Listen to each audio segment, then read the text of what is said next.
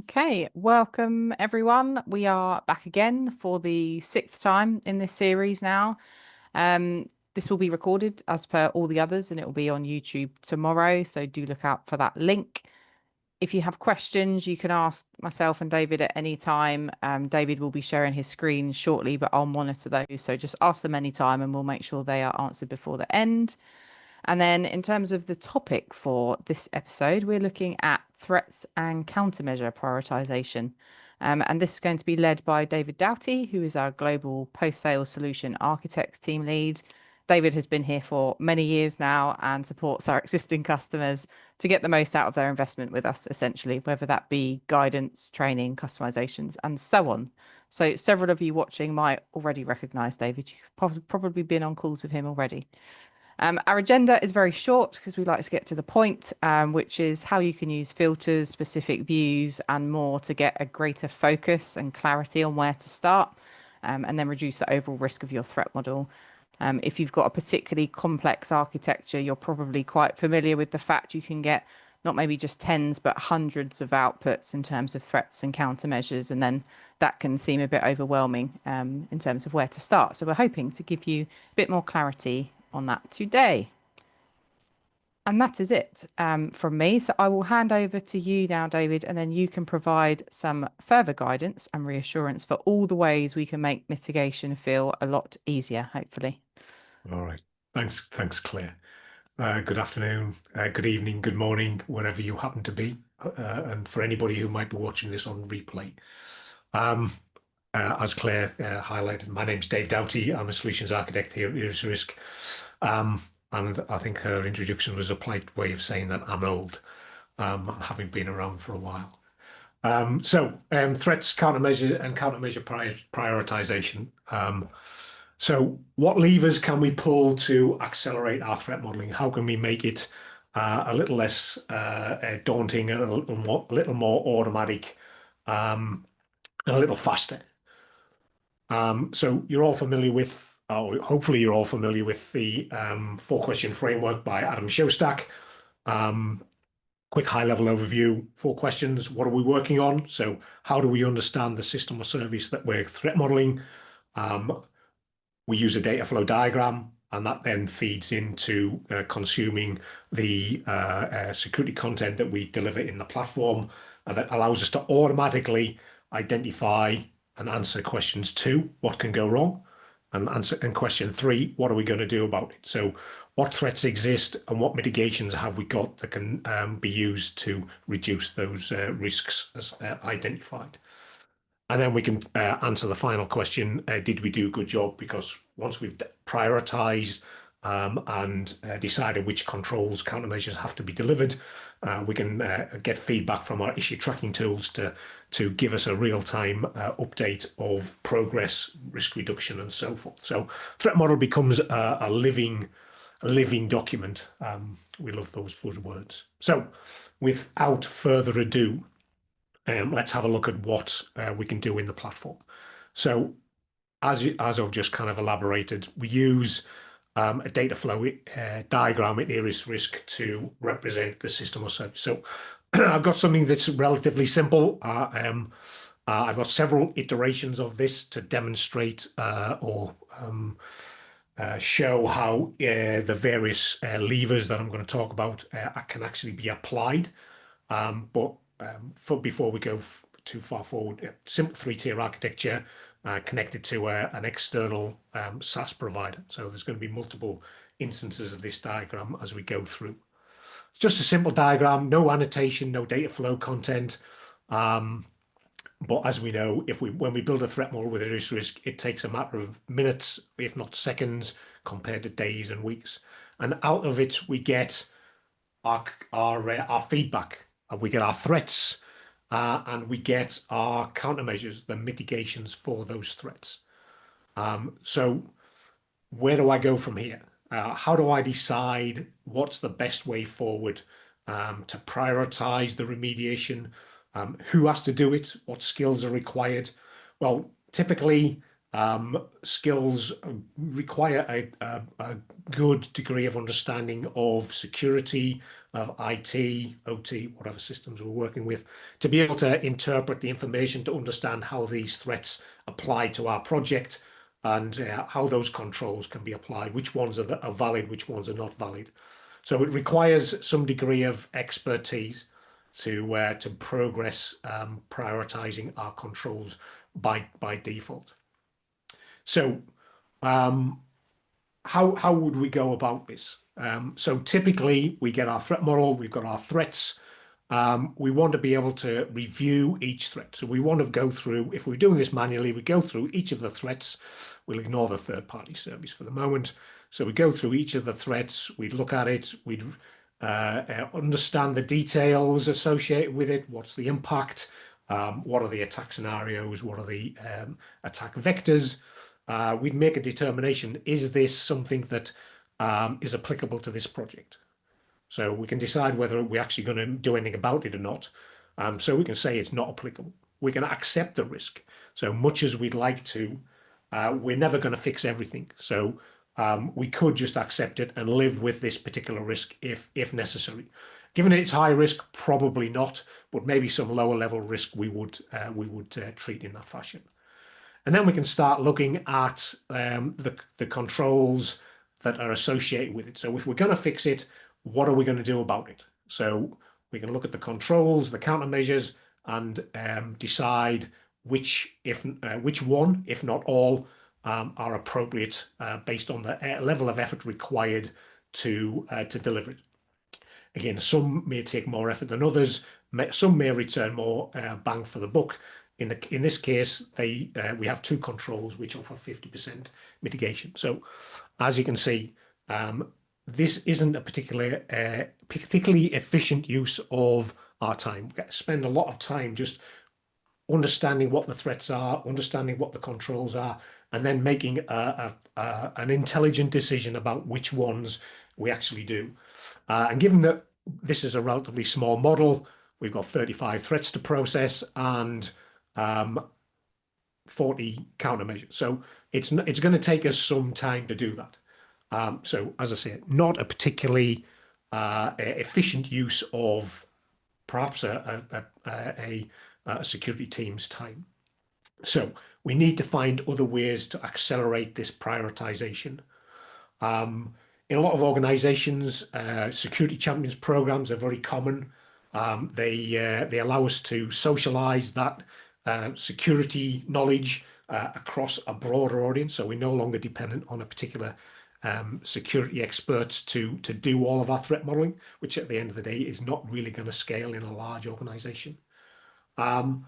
And that then frees them up to provide what I would generally term as second level support. So educating that wider audience, defining policies and process to guide those users, what the right thing to do is, when to do it, and so forth. And typically we then start to look at how IriusRisk can help us to automate that. So for those less experienced users, experienced security champions, how can IriusRisk help them to prioritize threats and countermeasures?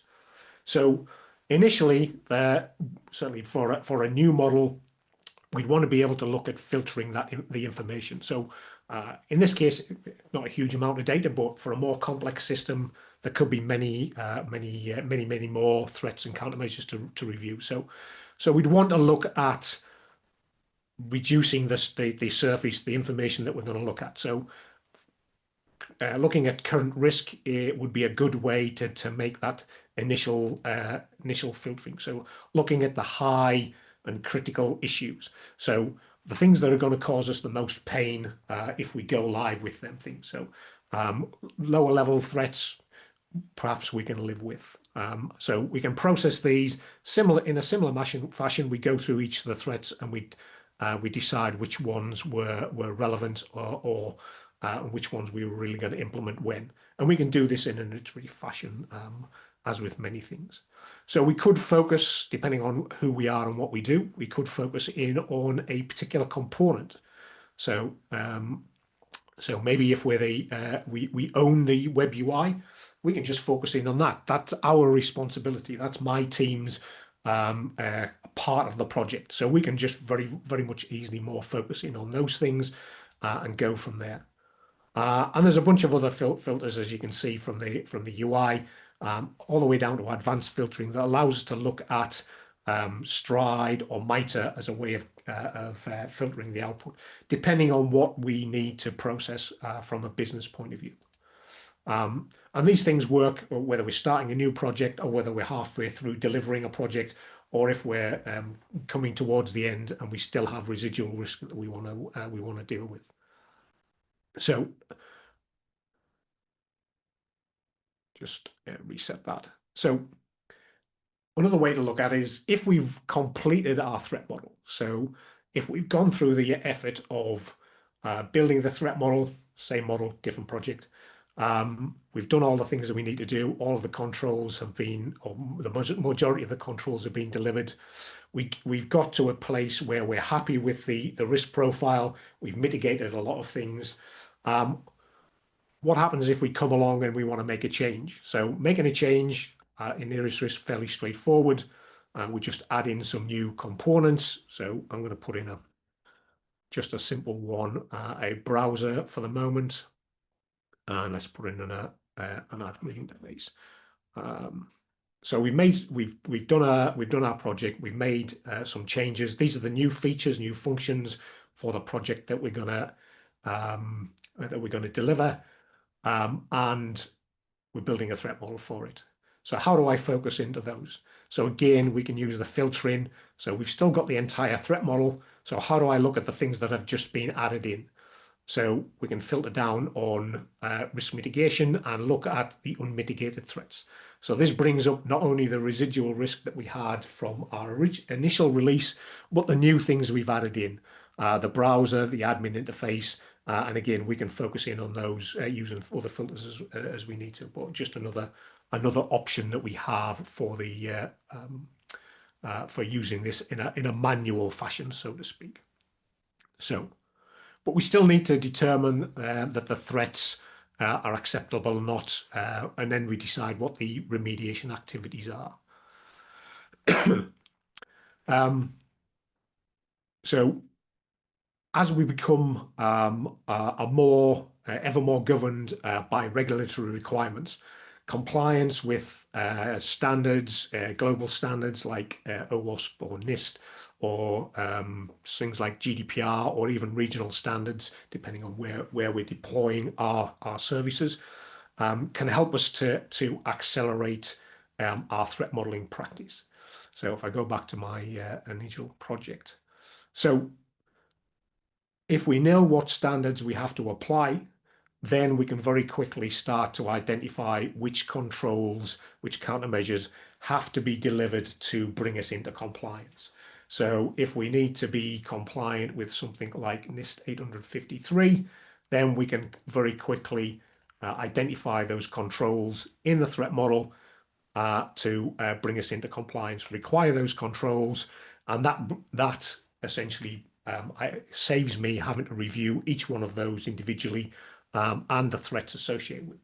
So with a single click, based on compliance, I'm able to very quickly move forward to address the threats in my threat model.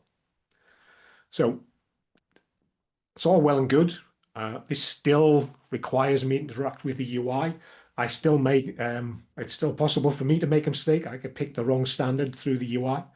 And if we have to do this in a repeated fashion, if we have to apply the same standards in every project, then having to click is just an overhead we want to try and avoid. So how can we accelerate that process? So I'm going to take a little step back. So back to the diagramming phase. So there's things we can do as part of the diagram that help us to prioritize things, to focus on things that are important to the project. So the first thing we would look at is typically a template.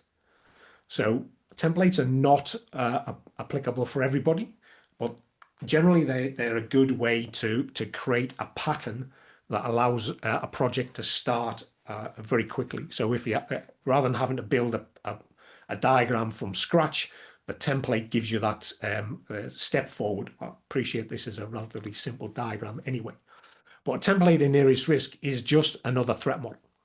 So it's not just a diagram that you then can consume for another project, either to start the project or to enhance a project. You can use multiple templates in the same project. What it does allow us to do is to identify controls which are relevant to the consuming project. So as part of my template, I can set which controls are already implemented and which threats are already mitigated. I can identify which controls are required and anything that might be not applicable or rejected. So I can set the status so that when it gets to my project, they know what they have to do, and they've only got a small number of things based on the pattern that they have to decide whether it's something they want to change or whether it's something they want to live with. And then they go ahead and they build their project on top of the pattern, make any changes that are relevant. And again, but it saves a lot of time and effort having to review everything every time you're building a project using the same pattern. We've had a good comment, David. It's probably a good time to mention that. It's in the chat if you need to reread, but I'll read it out because not everyone can see it. So Aditya said, any specific standards bring down the number of countermeasures, and we would rather automate the classification to get the number down in the required section and have as much countermeasures generated for the best visibility and security. So not a question, but I thought that was interesting to hear Yeah, how one organization approaches their threat modeling. yeah. So we'll talk about how we can do that, how we can use standards in a more automated fashion in a second as Brill, well. thank you. Cool. Okay. Right. I have to figure out where I was now in my pitch. Okay, I know where I am. Okay, so templates. Good way of, especially if you're using the same kind of pattern to build your services. But if you're not, if you're maybe building a lot of bespoke projects that have different structures, then another option is the project component. So again, a project component allows us to decompose a complex diagram. So taking away the complexity obviously then removes the threat and the risk and mitigations from the model and place it into a secondary model. So this is the same diagram, but I've replaced the back end with what we term a project component. And a project component in IriusRisk, if you look at this project, it does not by default inherit the risk. So again, I can focus on the things at the high level which are important to my team, but not be bothered about the information that's associated or the threats that are associated with the back end. Excuse me. But if assuming I have permission, I can actually go into the model and where's my go-to project? There we go, go to source project.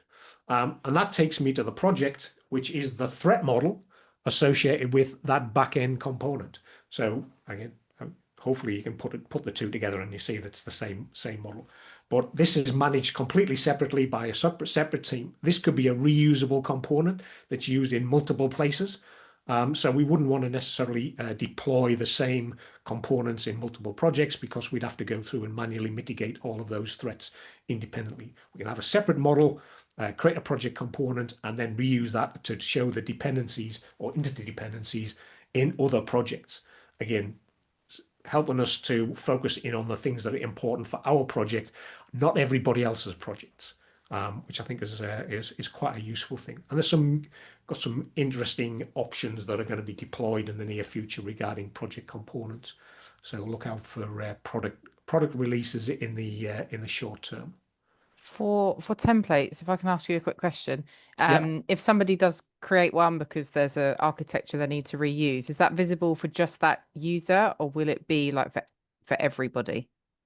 So templates depend on your permissions. So only certain users can create templates. If you go into a template, I forget off the top of my head. Mhm.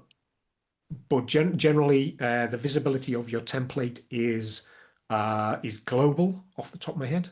I've not Okay, been but asked the we can question that change long. it. So if somebody wanted just a business unit or just that user, pretty sure we can tweak that if needed. If, say, you didn't want the whole organization seeing, maybe it was just for one particular group. I don't know the answer to that question. I'll That's I a good, will I will let you pick your thread back up, and then I'm going to have a look while you're speaking, and then I'll put good, the answer in the chat. cool. Thank you. Get out of jail free card. Everybody needs their own Claire. Um, okay. So back to prioritizing your threats. So I guess where we're building to has been automation. So so I've demonstrated various facilities or features and the effects they have on your threat model. Ultimately, they've been manual. I still have to interact with the UI. So how do I automate them? So the obvious way to automate things in IriusRisk is to use the rules engine. So if we're not using templates, we don't want to use project components, but we have defined policies and processes that guide our modeling practice. We have predefined policies that if we deploy into a cloud, certain things are already inherent, controls are already in place. We don't want to go through the process of identifying that, yes, they are already being done every time we do a project. So we want to be able to hide those, to automatically mark them as delivered. And that's where the IriusRisk rules engine comes in to help. So by defining our rules, we can provide that automated capability to, again, filter out the things that are not important for the project that are delivered elsewhere. And there's a variety of ways that the rules engine operates to do that. So I think the most obvious way for those that are familiar with IriusRisk is with questionnaires. So at the project level and at the component level. Especially at the component level, you have security context questions that help us to decide what's been done, what has been implemented, what's not been implemented but required, things that we don't know about.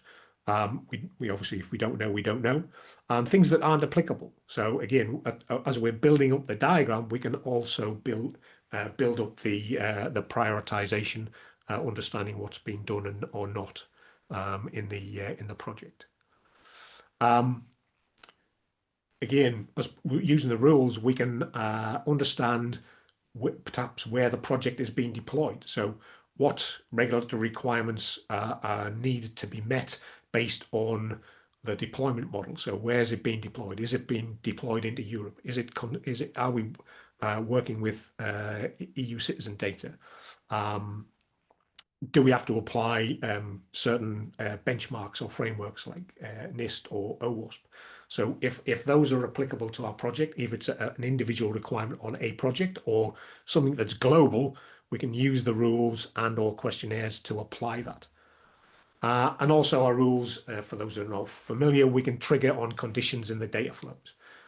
So have we designed, have we by design encrypted sensitive data as it's transported between components? Is data coming in from an untrusted environment, i.e. the internet, into a secure environment? And therefore, are there additional security requirements that we have to apply to them? Or if we've already annotated the diagram, can we actually mitigate them automatically? So the rules engine becomes a very strong mechanism in order to apply automation in the product to help us to prioritize data. So I've got a couple of examples that you can guess from the screen that demonstrate rules. Hopefully, they worked this morning. So one of the common things that we need to do is we've got a diagram. It shows the interactions with various components. And in this case, it's connecting to a third-party SaaS service. Now, in most environments, we're not going to be able to do anything about the threats that appear in that third-party environment. So we want to be able to limit the scope of our model, but we want to include that as a reference. So what we would typically do is we would use the out-of-scope component to represent that third-party service. So it just includes provides us with a placeholder where we can do data flows, we can show the interaction of the service.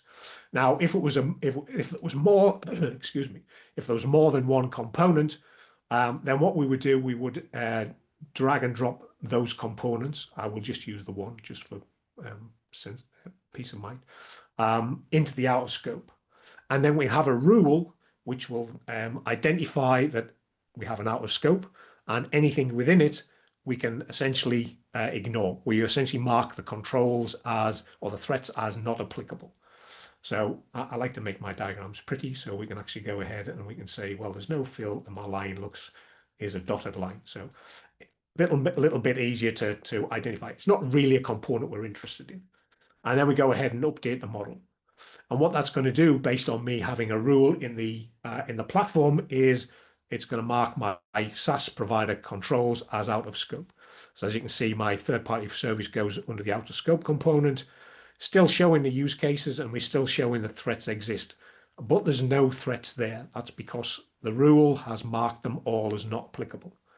So, as I say, they're still there, but they're not applicable because they're associated with a system or service outside the scope of my model. So we can actually build quite a complex model, but we can use the out of scope to ring fence certain things that we're not interested in modeling at the time. And that not only does that include the threats, it also includes the controls. So they fall into the not applicable category as well. So again, automatically we've got something that limits the scope of our threat model. We're not seeing everything that we have to deal with. A good way, though, to get visibility in one place of the third-party boundaries or maybe supply chain, so Yeah, you can still see it all in the diagram, but as you said, it's not kind of incorporated into the mitigations that you're maybe responsible for. So exactly. really good use case. Exactly. And the next piece of automation. So standards. I mentioned standards a lot. So it's the same model. I've got a trigger as part of the project details that indicates which standards are required for this project. It doesn't have to be driven this way, just a way for me to isolate the impact of the rule more easily. So I'm going to apply NIST and GDPR automatically. So if I just hit the update threat model button, that's then going to process the threat model and identify all of those controls which are required for those standards. And as you can see, I've now got, rather than just having 40 recommended, I've got 35 required controls, all because in this particular case, they're all related to NIST 853. If you look at from a compliance view, yeah, these are the required controls for compliance with NIST 853. So I've not even had to think about it. I've now got a list of things that need to be done by my engineering teams. I can basically take these required controls, create tickets for them. Oops, press the button. Create tickets for them. It'll take a little while to go off and create tickets. That might have been a rookie mistake on my point. Create a bunch of tickets, and our engineering teams pick up the work and away they go. They can start delivering. I haven't really had to do a lot.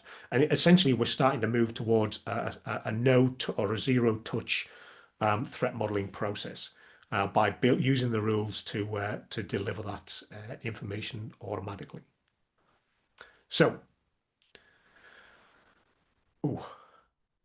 so that's a couple of examples of how to use rules. So we typically want to limit the scope of our threat model. I've already talked about that. Moving on to the next bit. So we've applied standards. So I'm looking at my notes if you don't. So what if we? So the last thing we're going to look at. What if we have no plans? We have no policies. We have no process. We're just given a threat model and a whole load of information to process. So the last option is really AI. So smart views in IriusRisk. So they help us to prioritize and give us a focus on the things that are important. It takes the persona of a security expert. It runs a series of predefined prompts that make a determination, an intelligent decision about which controls give us the most coverage. So if we were to do the top 10 high impacting countermeasures, I just want 10 things to get me going to make the project more secure. So analyzes the threat landscape, examines the threats, identifies and prioritizes based on the risk, the CIA levels, and ease of exploitation, and focuses primarily on critical and high risk. Then looks at the high impacting countermeasures and essentially evaluates how countermeasures in the context of the whole diagram yeah, give us the maximum coverage. So it may determine that one control gives us coverage of 2 or 3 threats, rather than which may be a lower impact, or sorry, lower criticality, against a threat which has a single countermeasure, which is maybe higher criticality. But the countermeasures gives us, if we get 3 that have got an 80% score as against 1 which has got a 90% score, that 3 is going to win every time. So that makes it very easy for us to take the controls and then go off and fix them. And then we come back in. Once we've delivered those changes, we look at the next 10. So again, we can iterate through just looking at the top 10 high impacting countermeasures, or any one of the other 3 smart views that may be of use to us. So Thank you. I've run through some of the methods that we've got that to help you to prioritize threats and countermeasures. Ultimately, the aim is to reduce the level of risk associated with our project. Again, get down to that zero current risk would be nirvana, I guess. So I've deliberately separated out the various use cases for clarity. Well, hopefully it was clear. So we can see the effect that the different options have on the threat model. But they're not, just so that everybody's aware, these things are not isolated. You can take advantage of a combination of things. You don't have to just use project components. You don't have to just use templates. You don't have to just use the filters. You don't have to use smart views or rules. They can use a combination of of all of the different levers to give you to essentially reduce or minimize the effort required to analyze your threats and prioritize your countermeasures, so you can maximize the time spent on reducing the risk, actually doing the work to implement it. So hopefully, off the back of this, you've now got some ideas to what levers you can pull to accelerate your threat modeling. That's me done. If there's any more questions, more than happy to take any. Thank you very much, David. And like me, you are in the south of England where it's suddenly become very dark, Yes, as we can sorry. tell by our backgrounds. One of the things I really like about all of the options for prioritizing is that when you were showing the standards and it reduced, I think the 40 to 35, because that was relevant to NIST 800-53, I think you selected. Yeah, You can then do more, as you were saying. So you can then use the filters as well, because there were some that were medium, there were some that were high, yeah, very high. So again, if you're thinking, there's only a certain amount of resource and time, that, as David's just explained, that there's other steps you can take, that we're yeah, not saying that, you shouldn't mitigate as much as possible. Of course, that's what we should all be doing, but it's not always feasible depending on yeah. how big your team is and your budget and all of those things. So no, that was really helpful. Thank you.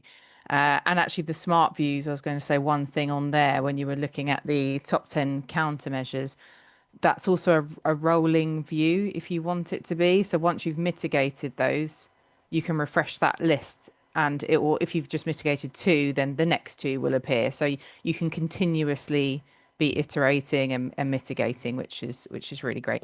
So threat model should never really be done. So I'm just got one slide to finish off. Thank you very much, David. That was really helpful. Just share my correct screen. Can you see that okay? Yeah, thank you. Good. Saw your thumbs up. Brill. Well, we haven't got any more questions, so no worries. So thank you all for staying until the end. We just wanted to conclude, as we usually do, with a couple of extra resources and things that might be helpful. So the first one, we will share the links on the email, by the way. This is the playlist for all of this series. So the 5 prior that we've done, plus this one, will all be on there from tomorrow.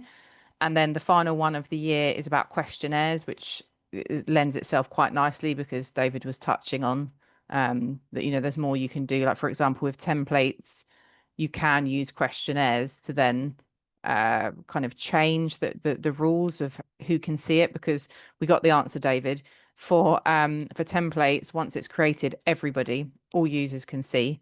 But if that's not what you want, if maybe there's just one group, maybe you just want your security team, you can use questionnaires for that and things.